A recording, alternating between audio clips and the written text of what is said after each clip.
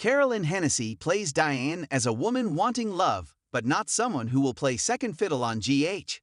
We're not going to care about a super couple like Robert and Holly nearly as much as when we care about the foil that's come into their lives. Thanks to the sass, class, and brass that Carolyn Hennessy brings to her role as attorney Diane Miller, we care even more about Robert and Holly.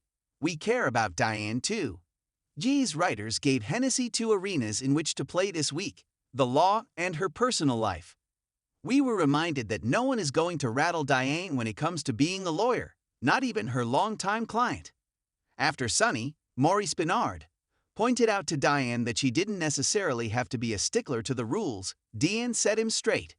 It's the knowledge of those rules and the adherence to them that gives me the power to maneuver within the legal system, Diane argued back to her, the coffee importer. This is one reason Hennessy is so entertaining to watch. Diane does know the law and is able to help her clients, and goodness knows, her clients need a lot of aid. After giving Sonny some much-needed legal advice and a little therapy, Dean dropped by Robert's, Tristan Rogers, district attorney's office. Like any good lawyer, Diane walked in with her ducks all in a row. She let Robert plead his personal, not professional, case to her, and make his apologies and thank her for making sure WSB agent Hursley, Jeff Griggs, didn't give him too hard of a time. You get that twinkle in your eye whenever you use the law to mess with people, Robert, Tristan Rogers, told Diane, charming her with his compliments. But before they could toast to or even define their personal relationship, Diane was summoned to Drew's, Cameron Matheson's side. She breezed into the interrogation room at the Port Charles Police Department and declared her client had nothing more to say. Diane effortlessly filleted the lawman interrogating Drew, pointing out that their case isn't as strong against him as they were trying to let him believe it was. Next, Diane returned to Robert's office, hoping to pick up where they left off, only to find that Holly, Emma Sams, was there locked in a passionate embrace with her ex-husband. Sure, Diane's interested in Robert, but even she, who wasn't around in Port Charles back in the 1980s, knows of the legendary love story of Robert and Holly. Holly mentioned she was busy saving the world, to which Diane replied, "How exhilarating," and so modest, in a tone that attempted to disguise what she was truly feeling.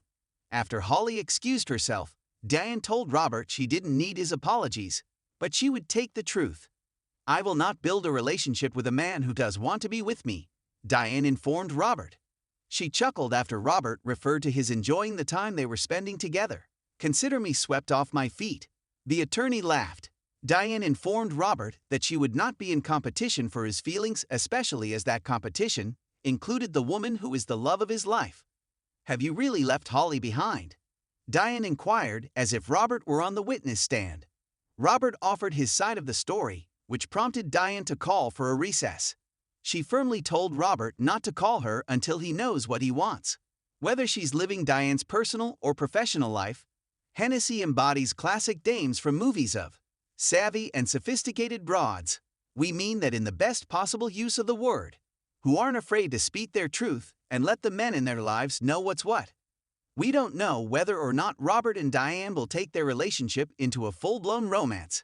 However, we do know that any guy in Port Charles would be lucky to be in a relationship with Diane, and any actor who gets to share screen time with the talented Carolyn Hennessy is indeed a fortunate performer.